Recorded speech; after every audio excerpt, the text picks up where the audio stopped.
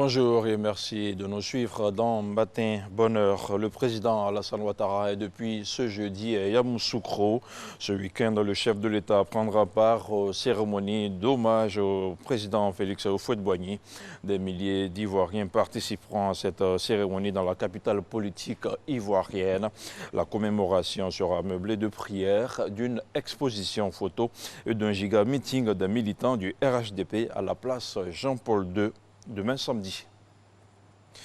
Toujours ce jeudi, la première dame Dominique Ouattara a inauguré le centre de réinsertion des mineurs de la ville de Bouaké. Le centre créé par la fondation Children of Africa aura pour mission principale de travailler à la resocialisation des enfants en conflit avec la loi. Les explications de Viviane Haïman. Le centre de réinsertion des mineurs de Bouaké, inauguré ce jeudi 5 décembre 2019 par la première dame de Côte d'Ivoire Dominique Ouattara, est situé au quartier Kennedy.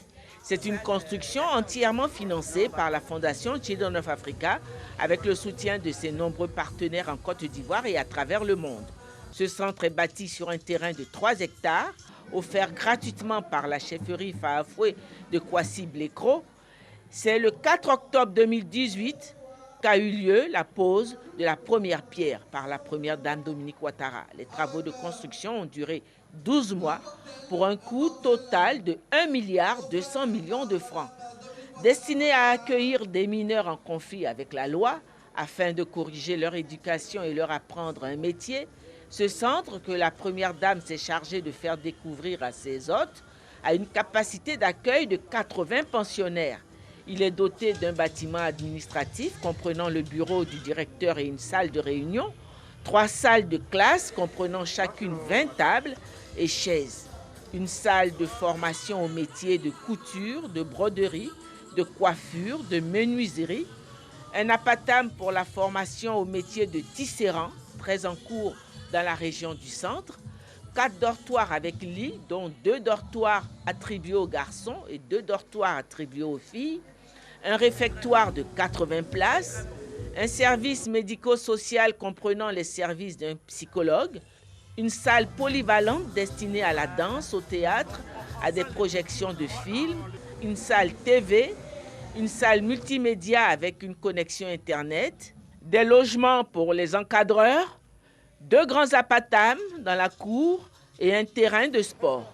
En venant inaugurer ce centre de réinsertion des mineurs, la première dame de Côte d'Ivoire est venue avec de nombreux dons pour ce centre, composé de vivres et de non-vivres pour une valeur de 15 millions de francs, plus un don en espèces de 12 millions de francs. Si ce centre est une œuvre de la fondation Children of Africa, son fonctionnement est confié par la fondation au ministère de la Justice et des Droits de l'Homme. Parlons à présent de cette rencontre portant sur la protection du patrimoine archéologique en Côte d'Ivoire. 2 jours durant, enseignants, chercheurs, archéologues, techniciens et étudiants ont mené la réflexion sur les stratégies de sauvegarde du patrimoine ivoirien en la matière. La rencontre a été initiée par le ministère de la Culture et de la Francophonie. Le reportage de Stéphane Loboué est commenté par Patricia Omouetia. Mettre en place des mécanismes de gestion et de protection du patrimoine archéologique ivoirien. Tel est l'objectif de la rencontre initiée par le ministère de la Culture et de la Francophonie. Le professeur Nengran-Bois a dit que plus un pays, plus un peuple connaît son passé, mieux il avance dans le futur.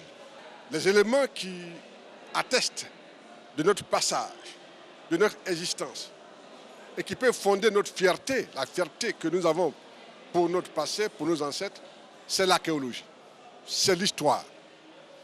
Donc, l'atelier a pour but de sensibiliser nos partenaires, les opérateurs, sur l'importance de la protection, de la valorisation de notre patrimoine archéologique. Selon le ministre de la Culture et de la Francophonie, la sauvegarde du patrimoine archéologique constitue un défi à relever pour le développement économique et culturel de la Côte d'Ivoire. Une visite de la nouvelle exposition du Musée des civilisations autour du thème « Fierté, symboles et identité » a mis fin à la rencontre.